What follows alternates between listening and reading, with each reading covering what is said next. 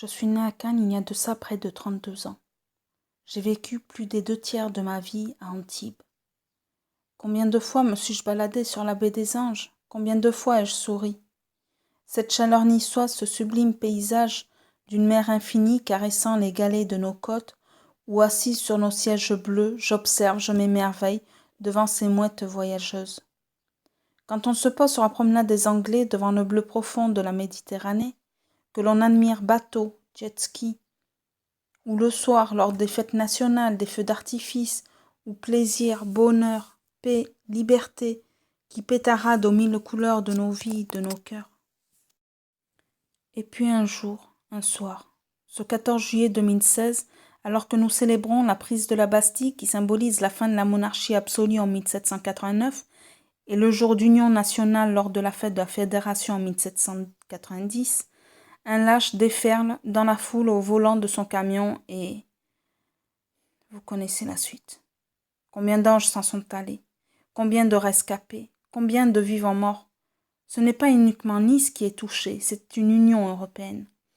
Dans la foule, combien de Français, Américains, Algériens, Russes, Arméniens, Allemands, Marocains, Suisses, Tunisiens et j'en passe, ont été les victimes de ce lâche. J'habite actuellement en région centre, dans le département de l'Indre, malgré que mon cœur reste à Nice. Mon cœur, mon âme sont meurtris et je soutiens les familles accablées par ce drame.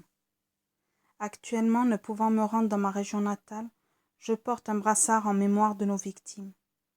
D'ici quelque temps, le besoin de don de sang sera peut-être nécessaire. Je me présenterai, c'est une certitude, pour donner de mon sang. Je me sens tellement démunie et je ne sais comment pouvoir aider nos victimes de cet attentat. L'union fait la force à nous, Français, et seule la lâcheté appelle ces êtres immondes à commettre de tels actes. Il n'est pas utile de donner un nom à la lâcheté ou de comprendre ses fausses raisons. Il faut seulement l'éradiquer. Le gouvernement doit arrêter de déformer l'idée que représentent les singes de la sagesse. Ne pas voir le mal, ne pas entendre le mal, ne pas dire le mal. Mon cœur n'est pas mauvais. Il demande justice et protection de notre pays, de nous Niçois, de nous Français, de nous Union européenne. Alors, cher gouvernement, je vous demande en tant que citoyenne française, protégez-nous ainsi que nos enfants. Marianne, notre mère patrie, pleure toutes ces victimes de tous ces attentats. Je ne ressasserai pas vos fautes ou vos négligences, mais réagissez. Ouvrez les yeux, ouvrez les oreilles, protégez, défendez notre pays, et alors on ouvrira nos mains. Merci n'est qu'un mot, mais il demande tellement. Alors commencez, agissez, et vous serez remerciés. La France appartient à la France, et ça ne sera jamais autrement. La France n'est pas vengeance. La France est amour, paix, fraternité. La France demande juste à rester la grande France que Marianne a élevée.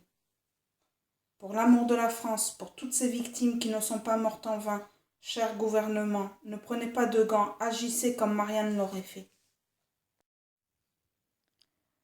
Je n'oublie pas nos victimes d'attentats. Charlie, Paris, Orlando, Bruxelles, Istanbul, Bagdad, Bangladesh. Mon cœur pleure, mais la souffrance est tellement lourde que les larmes ne viennent pas. Merci à la France pour nos valeurs, notre amour de la vie. Je tends les mains à Marianne et je sais que je ne me trompe pas. Je suis fière d'être française, fière de notre beau pays, heureuse de savoir que nous sommes soutenus par tant d'États, de pays. Maintenant, j'espère que notre gouvernement saura faire le nécessaire. Je ne veux pas vivre dans la crainte, je continue à croire en l'espoir.